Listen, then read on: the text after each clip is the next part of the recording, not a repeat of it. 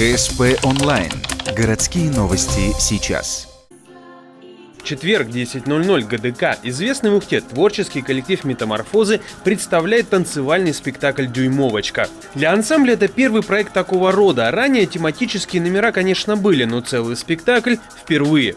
Композицию готовили последние 6 месяцев. Под типажи героев подобрана и разножанровая, часто удивляющая переходами музыка.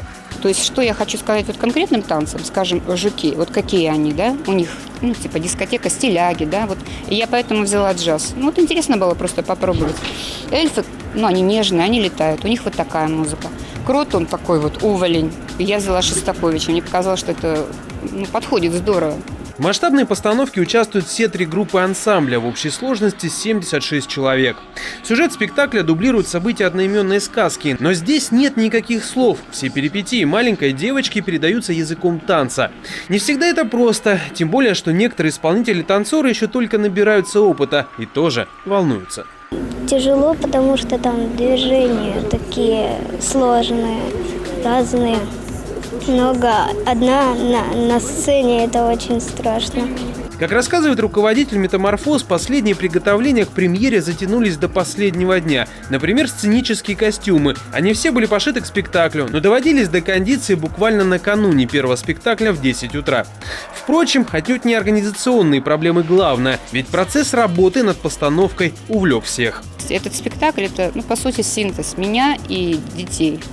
То есть это было действительно им интересно. Я видела, у них горят глаза, они придумывают.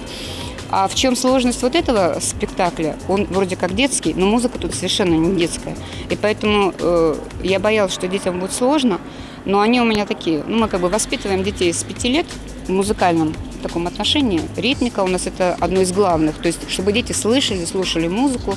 Валентина Подобаева подчеркивает, что поставить спектакль ей помогли многие специалисты своего дела, которые приняли участие в подготовке, будь то звукорежиссеры или портная, или многие-многие другие.